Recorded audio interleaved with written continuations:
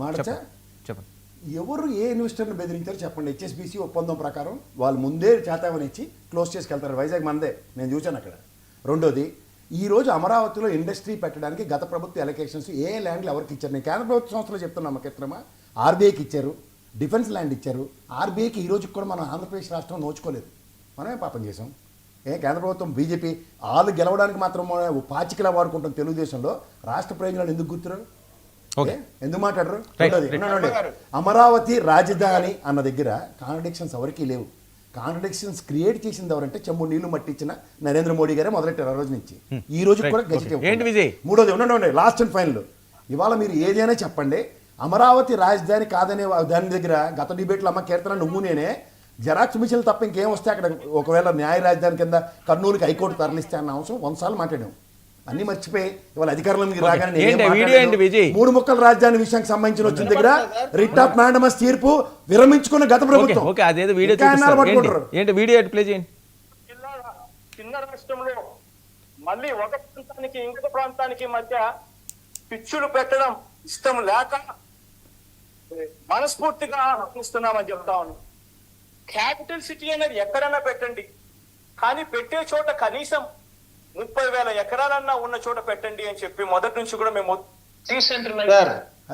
వీళ్ళు ఉన్న అమరావతిని కట్టడం చేతకాల, 3 రాజధానులు అన్నారు, ఒక్క రాజధానిలో కూడా ఒక ఇటుక పెట్టడం చేతకాలేదు.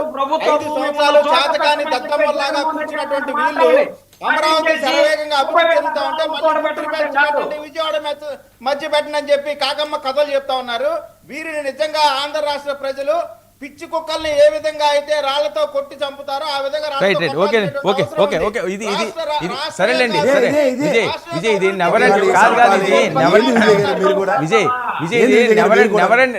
టాపిక్ ఇది ఒక రోజుతోటో ఒక గంటలోనో తీరిపోయేది కాదు. సరే చూద్దాం. ఈయన ఒక మాట అన్నారు, వాళ్ళకు సూచన చేశారు చంద్రబాబు నాయుడు గారు ఇలా చేస్తే బాగుంటుందని.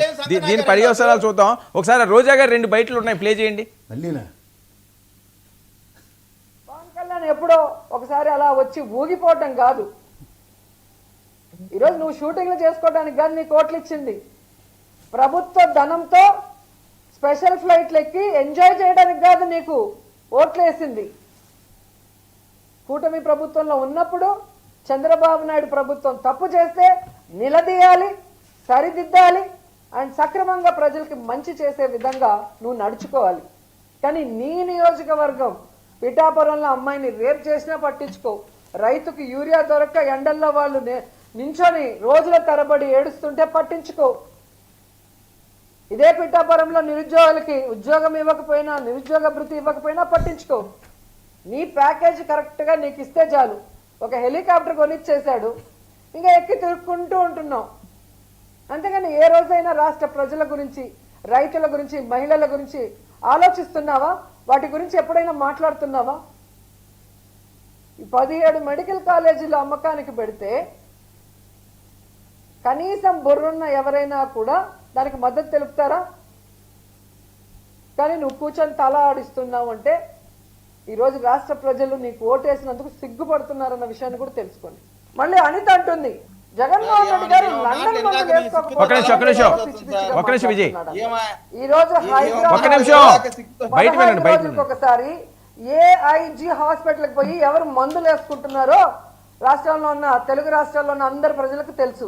అబద్ధాలు కల్లార్పకుండా ఎలా చెప్పాలో అనే దానికి మందును కనిపెట్టి చంద్రబాబు నాయుడు మీ అందరికీ ఆ మందు ఇస్తున్నాడు కాబట్టే ఈరోజు మీ అందరూ కల్లార్పకుండా అబద్ధాలు చెప్తున్నారు తప్ప, ఈరోజు మీకు దమ్ముంటే నేను వస్తాను, రండి.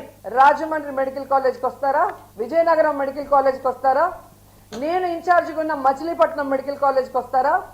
నంద్యాల మెడికల్ కాలేజ్కి వస్తారా? మీ పక్కనే ఉంది కదా, వైజాగ్లో ఉంటావు కదా, పాడేరు, ఆ మెడికల్ కాలేజ్కి వస్తావా?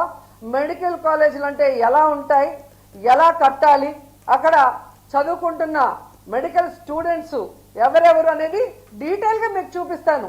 దమ్ముంటే ఎవడైనా రండి, తీసుకెళ్తాను. ఏదో పిచ్చి పిచ్చి వీడియోలు తయారు చేసి ఈ పిల్లలు చూస్తే వా అంటారా? ఆ పిల్ల నువ్వేమన్నా యాంకర్వా, హోమ్ మినిస్టర్వా? ఏదో షోలో యాంకరింగ్ చేసినట్టు యాంకర్ లాగా మాట్లాడుతున్నావు. పిల్లలు చూసి వావ్ అంటారా అని. మళ్ళీ కీర్తన గారు ఇదండి నవ్వుతున్నారు నీకోసం ఈ టాపిక్ ఏంటండి పెట్టారమ్మా, no ఆవిడ problem. ఆవిడ నీకోసం బుజ్జి గారి కోసం ఈ టాపిక్ పెట్టారు. అంత సీరియస్ గా నేను అందులో మాట్లాడుతుంది ఇన్వాల్వ్ కూడా అవ్వను. మీ ఇష్టం వచ్చినట్టు మాట్లాడండి. ఒక పక్క ప్రసాదం నన్ను చూసుకోవాలి, ఒక పక్క రోజా నేను మాట్లాడినమ్మా, నీకే ఫుల్ రైట్స్, పేటెంట్ రైట్స్ నీకే రోజా అంటే. సార్ ఏం మాట్లాడాలి సార్? నువ్వు కనబడగానే అనుకున్నాను ఇవాళ రోజా టాపిక్ గ్యారెంటీగా ఉంటుంది, మావాడు గంట చెప్పాడు.